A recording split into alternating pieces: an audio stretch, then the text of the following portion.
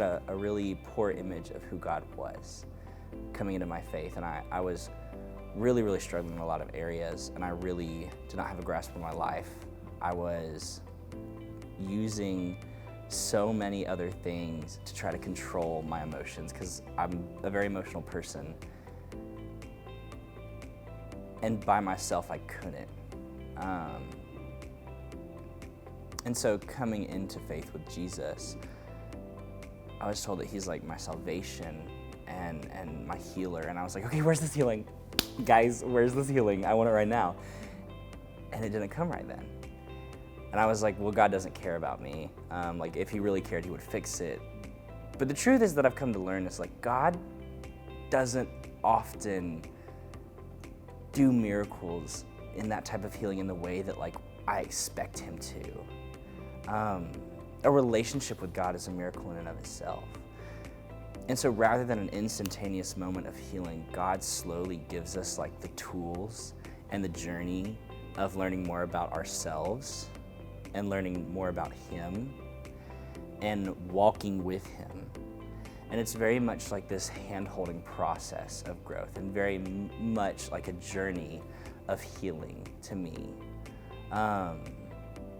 And I think it's beautiful because then I get to know who my Jesus is so much more, rather than if he just like offered me something for me to take. I just walk with him and it happens. And it's still hard for me to do that, especially in moments where I'm like, I'm just so defeated and it feels like I can't win. But knowing that there is the Spirit inside of me and that growth is happening even when I can't see it. And when I look back, I look a lot more like him than I did a couple months ago. So I think there is a difference between looking at growth, results-driven versus journey-driven. Yeah, I think I relate to that a lot. Like, I think I used to see growth as like, oh, there's so many things I want to become. Like, there's so many people I look up to or so many people I respect. And I just wish I looked more like them. Like, I wish I looked more like Jesus did or like David did or like people in the Bible. And I was like, and why don't I look like that? And wanted it to be really instantaneous because I think that is our culture. Like, we're kind of expected to be like, oh, if you're good enough, then you can get this quickly. Like, if you want it bad enough, you can make it happen. And that's just not how Jesus works, and that's not how the kingdom of God works. Like, it is a process and it is slow.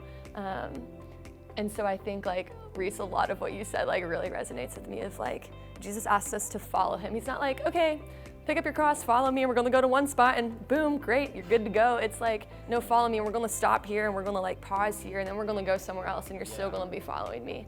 And it's like that idea of following never ends. Like, we're always gonna have more places to follow Jesus to. Like, he's gonna keep walking and we're gonna keep striding alongside of him and behind him and learning from him.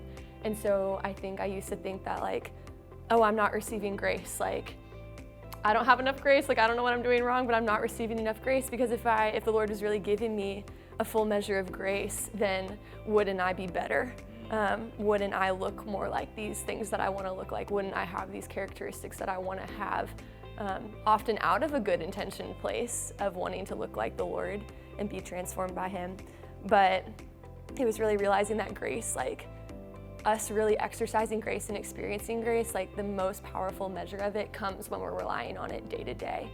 It's not like what you said, like just like, oh, this miracle one time. Like, if we just got an immediate fix like over everything, like there really just wouldn't be much for us to depend on the Lord for. And I even think about like Paul, like with the thorn in his side, and like how that just caused him to look to Jesus every single day. And so I've become way more thankful for how the Lord like makes me depend on him in growth rather than just giving it to me. I think, like, in an American culture, we are very focused on like results and expectations, and fruit is the Christian word for it almost.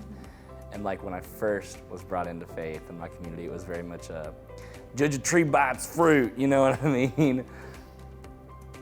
And while there is truth in that, even in circles here, like now, where like I love my friends and I love community here, but I can see like these wounds on the inside that are now coming to light, which is really cool and fun. but of the belief that you almost have to look a certain way, or that basically that they are living, or they feel like it is results driven, and that they're like right standing with God is on the line because of like how they grew up. And you might know the right answers, but you don't always believe it. And so I know people that have almost like unintentionally pushed through and said like, no, I'm not these things because I have to be this way in order to like hold this position or do the right thing or look authentic in how I'm leading. And what happened was that they just like almost lied to themselves.